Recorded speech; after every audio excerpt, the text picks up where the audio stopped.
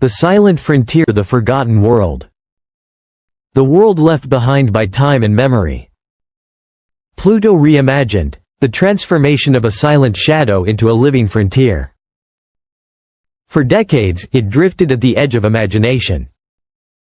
A trembling spark, faint and distant, lost in the endless gulf of night. A lonely wanderer wrapped in frost and silence, sailing through a sea of darkness where sunlight arrives as dust. Beyond the last familiar orbit, where Neptune's blue glow dissolves into nothing, Pluto waited, small, cold, and endlessly patient. It was the final whisper before true interstellar dark, less a planet than a question mark, a spark haunting the very edge of human vision. A world so far away that even the warmth of the sun became a sigh against its frozen skin. Telescopes on Earth could barely touch it. Generations of astronomers saw only a moving dot, a single pin of light gliding across the black tapestry of the stars. They mapped its path, measured its orbit, but its face, its color, its heart, all remained hidden.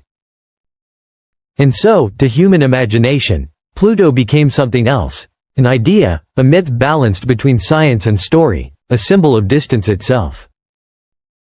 For nearly a century, it was seen as a leftover, a cosmic remnant from the solar system's birth.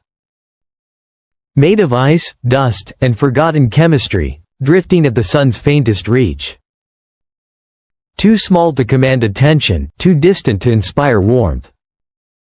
To most, Pluto was a world without a heartbeat, a frozen echo at the edge of existence, silent, still, and forgotten. Even its discovery in 1930 was an act of sheer will. A young astronomer named Clyde Tombaugh searched the heavens by hand, comparing photographic plates night after night until, at last, one spark shifted between frames, a tiny motion across the void. And in that motion, humanity gained a new world. For a brief, shining moment, the outer darkness felt closer. Pluto became the ninth planet, the proud sentinel of the solar frontier. Textbooks celebrated it. Artists imagined its frozen plains. Children memorized its name, the world beyond all worlds. But admiration fades, and time reveals truth. Larger telescopes soon showed its smallness. Its dim light barely whispered across the cosmic dark. Against Jupiter's grandeur and Neptune's radiant blue, Pluto seemed fragile, an outsider clinging to identity. It was cold beyond comprehension. Temperatures plunged hundreds of degrees below zero. Sunlight took more than 5 hours to arrive, spreading weakly across a surface locked in eternal twilight. Astronomers realized Pluto was different, its orbit stretched and tilted, sometimes nearer to the Sun than Neptune, sometimes flung far back into the black. A wanderer unbound by convention. A rebel among planets. But rebellion always carries a price. In 2006, the world changed its rules. The International Astronomical Union voted, and in a few sentences, Pluto lost its crown. No longer the ninth planet, now a dwarf planet among the icy debris of the Kuiper Belt. To scientists, it was a correction of fact. To dreamers, it was heartbreak. Children felt betrayed. Astronomers felt a quiet sorrow. It was as if a light in the night sky had dimmed. Pluto had fallen from grace, its title stripped, its legacy rewritten, its name reduced to a footnote. Yet while the world turned away, Pluto remained, circling faithfully through the deep. And in that great silence, the universe began to prepare its redemption. Because the cosmos never truly forgets its wonders. Every world waits for the right eyes to see it anew. And those eyes were coming, golden and perfect mirrors polished to atomic precision. The James Webb Space Telescope. Humanity's most powerful gaze ever opened to the heavens. A vision capable of piercing dust and distance, of seeing warmth where no sunlight shines. When it turned toward Pluto, toward that faint, forgotten world, the cosmos answered with revelation. What it saw was not a relic, not a ghost, but the stirring heartbeat of a living world. The exile was ready to be crowned anew. The living frontier at the farthest edge of sunlight, Pluto prepared to tell its real story, the story of a world that refused to die. A story whispered through ice, through mountains and plains sculpted by time, through the quiet persistence of existence itself. The living frontier, Pluto, was not silent. It was alive. Alive with motion, color, and quiet power.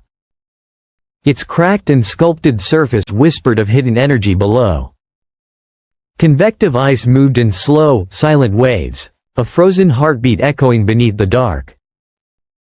Colors bloomed across its plains, soft reds, ghostly grays, and shades of pale gold painted by nitrogen, methane, and frozen carbon dioxide. This was no dull rock. It was a frozen canvas, a masterpiece shaped by alien chemistry and time. At its center stretched Sputnik Planitia, a vast heart-shaped basin glistening beneath the thin sunlight. From orbit, it gleamed like a message written in frost, a symbol of endurance, a signature of life's possibility. Beneath that bright expanse, the Webb telescope found hints of something extraordinary, a hidden ocean, sealed beneath miles of ice, still warmed by the slow, fading pulse of Pluto's core. If that ocean remains, then the first condition for life endures. And so, the question returned. Could life exist so far from the sun's warmth?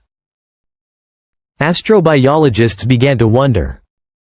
What if beneath that frozen crust there were tides, currents, chemistry, the faint beginnings of something living? Mountains of solid water ice rose like frozen giants, stretching higher than the Rockies of Earth. Vast plains, smooth and unscarred, spoke of renewal, of a surface reborn again and again. Below, faint radioactive heat stirred its depths, sending glaciers of nitrogen drifting in slow, majestic rivers across the plains. Pluto was not a fossil. It was evolving. It was restless. It breathed. It remembered. And it was not alone. Beside it danced Charon, its great moon, locked in a perfect gravitational embrace. Together they orbited a shared center of balance, two celestial partners forever bound in cosmic rhythm.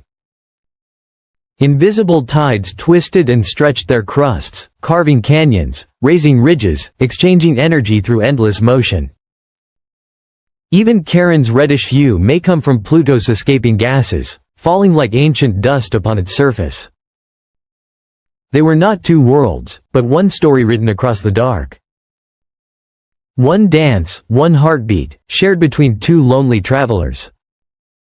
Above them, a thin atmosphere shimmered and breathed, rising and falling with the rhythm of the distant seasons.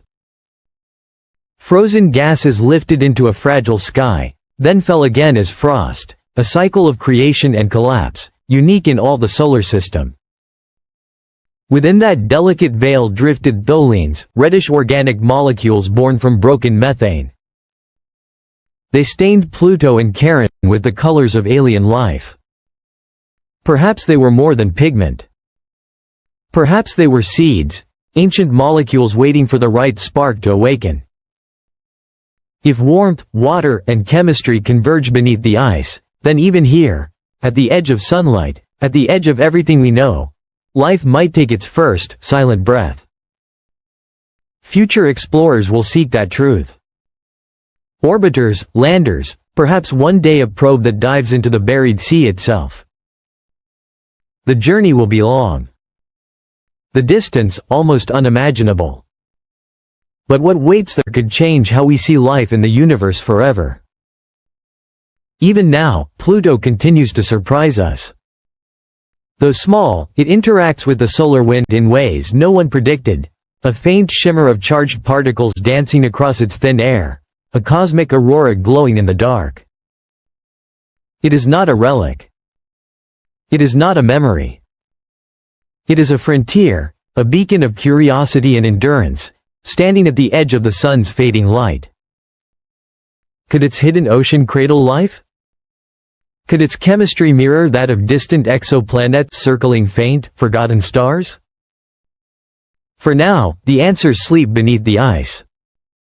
But one truth endures: Pluto's story is far from over. It will keep challenging what we know. Keep calling us to look deeper. And keep reminding us that even in the coldest dark, wonder never dies.